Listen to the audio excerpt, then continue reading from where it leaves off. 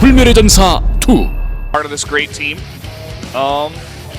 Yeah, I'm trying to remember who it was. I don't think it was Dark because Dark actually lost, I believe, to Bomber's like pure bio, right? And like his just pure Marine force. Okay, so it must have been Sue. It must have been Sue. But taking a look at these two players, aLive has definitely been around in Starcraft 2 much longer. He's an IPL champion. He's a long timer in the GSL. aLive's 2-0 versus BrAvO as well. But they haven't played. I mean, the fact they've only played against each other twice. It's a very telling because this includes all of StarCraft 2. Let's see the votes here. It is again foreigners versus Koreans. It's a very close vote. You know, I think that the foreigners really just remember aLive's old times and his recent success.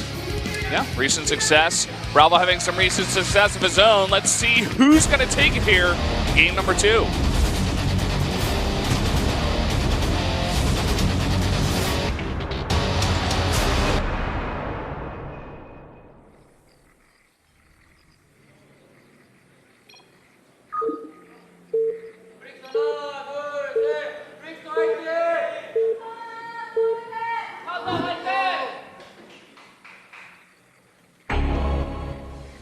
Up here in the top right, in the red, from the Afreeca Freaks, our Terran player, it is aLive.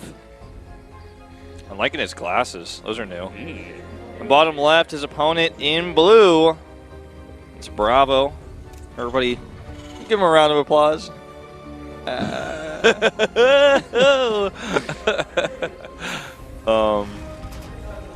Yeah, I think this could go either way. I just going back to the predictions, the Korean commenters, I think, have more faith in what BrAvO accomplished in like the immediate matchup versus the Zerg that we can't remember which must have been Sue. Which, like, I don't know why. I mean, I cast. Let me check like, that quickly. Okay. I literally cast every day last week and this week of StarCraft 2, so like things starting to become a bit foggy. I got this saved in my phone here. Hold on. I'm like, I can't believe he doesn't know. I'm like, I cast every. You guys didn't even watch all the games. Anyway. Oh no! He played against CJ. It was Biel. Yeah, I was about to say Biel like, and King Sejong stage. Because they couldn't have been a doubleheader for SKT because their doubleheader is this week. I'm like, I trusted you, fellas, but it's fine.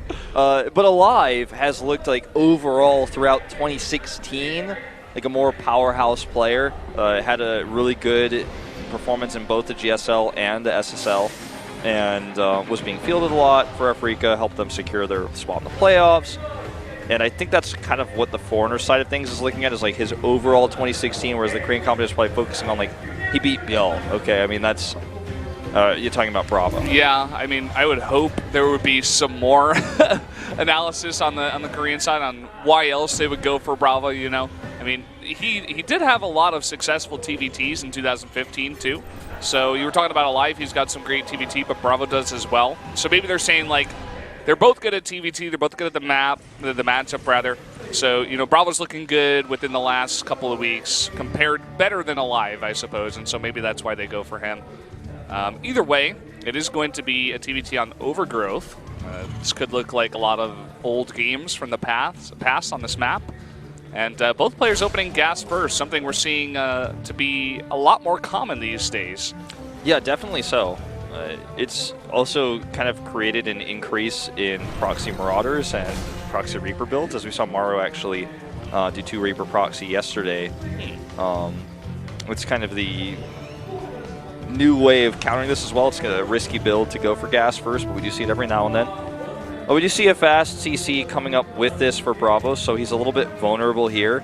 Has his Reapers spread, and this could do a lot of damage coming up for aLive. Luckily, the CC finished, because if he had gotten here a few seconds before, he might have been able to force a cancel on that. Yeah, look at the top of the ramp, though. He does have a Marine and 1 Reaper and 1 Heli in there, so he is going to be able to hold that ramp. aLive is just going to try to attack that CC. Meanwhile, there's an idle SCV around that CC. You just realized that. Yeah, when the Reaper here gets a full scout to the base of aLive. He's going to see that it's either a Raven or a Banshee coming out of this starport. At first, when I saw the second SCV, I was like, God, wow, aLive's so smart. He knows he's going to need a second SCV to make sure the CC doesn't get canceled. But it was just a rally, this rally. As we see a big rally here to try to kill that Reaper. It's still alive. Yeah, this is not going well on the defense for aLive. This looks as like he when, finally brings his units back. This is like when you and I play TVT together, and like whoever didn't do the Reaper build like gets attacked, and like. Yeah. Oh man, I was like when the beginning of Legacy of the BrAvO, you and I played so many TVTs together. That we did. But Siege Tanks coming out for both players here. Looks like we're going to kind of slow down, but aLive doing Reactor Vikings. So he's going to have control of the sky early on. He also has, obviously, that Raven, which is going to help him control the skies. And yeah, he's got a nice little push coming up here.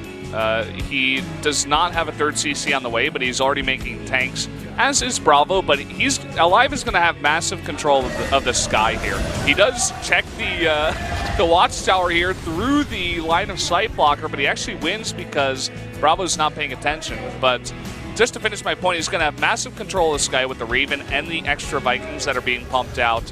And he may want to attack here on 2 bases. Let's see what he wants to go for. Yeah, it's interesting. Like, I'm trying to really figure out what aLive is thinking starport-wise, because he was making 2 Vikings at a time. They stopped for a minute. You see that BrAvO is kind of countering this with the scout he got earlier, perhaps, seeing that it was most likely a Raven since no Banshee came across the map. And he's like, oh, you're behind in Vikings now, and you've got this Raven coming. You could be doing a push, so I'm going to also reactor out my own Vikings. If BrAvO holds this pressure, okay, look, he even scans and confirms. If BrAvO holds this pressure, he's going to be in such a great spot economy-wise with the 3rd CC. It's not going to be easy to hold. He doesn't have a bunker. He doesn't really have anything on the ground. And you remember, on this map, tanks can sit over by the right side gas here for BrAvO. You can just siege him up and begin to shell that gas. And I believe that mineral line as well. Looks like that's what he wants to do. And these Reapers are going to scout out what's in position here, which is 1 tank for the time being. But he has air control with this Raven, even with the defender's advantage here. Oh god, this is not looking good. He needs to get the rest of his Vikings over. Yeah, the Vikings grouping up here. He wants to wait, and look at that. The scan goes down, and in fact, he does blow up one of the tanks of aLive. So far, very nice defense here from BrAvO. Forces the PDD, then backs off, and now I think he's even got more Vikings in the sky, at least grouped up with this army. Yeah. And now he's going to force aLive back, and just aLive has to make a 3rd CC behind BrAvO. This is a really good position for BrAvO. But, you know, when you have air control, sometimes it doesn't always mean you can just siege up, because you have to clear the air of your opponent first. And then once he did, aLive was like, well, or rather BrAvO was like, well, I already still have more than you, and I'm just going to scan and finish that tank off. And then there just wasn't any more to be done there, even with the Raven and the PDD. So both players are going to go ahead and add their eBays. We're going to see upgrades coming slowly. This is a lead for BrAvO, but it's not a massive lead. And this is a very aggressive move, in fact, with a turret. It's going to kill an SCV, but he's kind of lucky that BrAvO didn't commit there, because I think he had the better Viking count. Yeah, it's very, very close. It looks like it's 7-5 right now.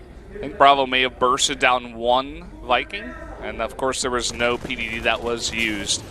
Generally, you don't see this many Vikings made in this matchup. Me and Artosis were casting, and I'm like, usually it's like 3-2, and then the guy who had 3 wins, and then it's like 2-1 or like 1-0, and then that other guy that's behind makes 2, and then it's like 2-1, right? Because generally you want to be making medevacs, you want to be picking up tanks. Obviously, for these tank evacs, then you don't want to make too many Vikings. You don't want to overmake them because you want the air control, but you need those medevacs as well. You need those other units from that starport. Well, you know what's funny is I think the reason why we have this is because of how this game started. There's like no bio yet for either player. Looks like aLive is kind of a little bit ahead on that as the slightly faster sim and the slightly faster barracks coming up. But you know, when there's no Marines to hit the Vikings, like the Vikings and the tanks are all that matter, and you don't even need that many tanks. As you can see, 2 tanks here on the ground, and medevacs are just here to bring the tanks across. Down goes the Raven, and this is a better Viking count for BrAvO. He's killing so many SCVs. Here comes the small amount of bio, but he can just lift up with the medevacs, and there he does. Yeah, instantly lifts up. It looks like he's on the chase with his own tanks, but Vikings left over, and BrAvo's just going to float away. He's totally fine. These medevacs are going to get repaired. Looks like maybe one of them did go down, and aLive has held. But he's taking a bit of damage here, and he's definitely behind the amount of units that BrAvO has here, and definitely behind on SCVs at least. It's good that these tanks escape for BrAvO. You know, aLive was almost at enough bio on the ground to be able to hold that off just by stemming forward and catching these. I think that's part of the reason why we don't see as many medevac, or rather as many Vikings in this matchup, is because you can't pick off tanks and medevacs if there's Marines under them and the player is controlling properly. But there was just no bio until this point, where aLive now finally has this. But look, He doesn't have anything in position here, so he's going to have to evacuate this base. And if he wants to attack into that with BrAvO, it's never going to be efficient, and he probably won't kill anything. Yeah, and look at this. At the same time, another drop coming out here. BrAvO is being the aggressive one in this matchup, and it's definitely going to help him out. Gets these 2 tanks into the main, as well as a small contingency of these Marines, about only 5. And so aLive is going to have to try to deal with both of these drops at the same time. Look at how difficult it is for him to clear up those 2 tanks. He's even like bringing over a medevac full of Marines. And look, he's going to try to cancel combat shields here. He's targeting it down. Not going to happen, though. Not quite going to happen, and he is going to lose a bunch of these units. Trying to micro, in fact. I feel like he should have just gotten out of there, but either way, does survive with one of his tanks. Oh, this base almost went down, too. aLive is really being taxed here by all these aggressive moves from BrAvO. Almost killing the combat shields. That would have been nice if he grabbed that. Obviously, it would have given him a big lead and might have even been able to try to finish the game with a bio push. But he's still ahead, and that was really efficient for him. aLive's combat shields do finish up here. Yeah. 5 tanks to 5 tanks with a bigger bio force for BrAvO, and he's just going to go for another attack in the main. He's got more medevacs too. He can lift up more of these tanks, and aLive is out of position. A scan comes down. He sees it now, but everything is in position in the main. Not sure how aLive is going to defend against this. I don't think this is the way. He's going to take so much siege tank fire here. He brings over his bio, but it's funneling into the choke point, and that's never going to work. Oh boy, one of the sloppiest defenses we've ever seen. Small group of Marines comes over and just kills a tank, and that just maybe lights out here. It looks like for our BrAvO boy aLive. GG. And there you have it. So we will take that match. You know, it was very much an early lead from that defense. And then he just kept attacking. He really showed us some great harass in TVT. Very aggressive, never afraid of the bioforce of aLive. And aLive did have somewhat of a slower defense. That second defense, I feel like just was not even an option. I think he should have just tried to go for a counterattack or something, which is also not good. But never ever want to fight into like a funnel where your opponent's got siege tanks and way more siege tanks than you. In your main, right? Yeah, I mean, it was just the little things here and there, right? The attack was not clean. When he first went for that, he lost a tank, was not in a great position. His Vikings didn't get the fight they needed. He did not even have control of the air with the Raven. So he committed to that, got behind, and then the harass from BrAvO was not nicely defended. He had nothing to spot on the right side of the map. No center tower, none of that. This map, Overgrowth, is so easy to drop in the main. You have to be ready for that in TVT, but he just was not. Yeah, also he had 1 turret. The 2 siege tanks on the left side, hitting the 3rd base as well. He really struggled to deal with that. And the second he finally almost killed the tanks, BrAvO pulls out and attacks the main. And he's like, well, you got your bio in the wrong spot. You're losing too much. He almost forced a cancel on combat shields, which would end the game even faster. So BrAvO looking good, aLive slowly but steadily, like going on like this kind of downslope. I wouldn't say he's on in any kind of slump or anything like that, but just did not look as good as BrAvO in that game for sure. So guys, it's now 2-0 for Samsung. We are going to take a 3-minute break. We'll be right back.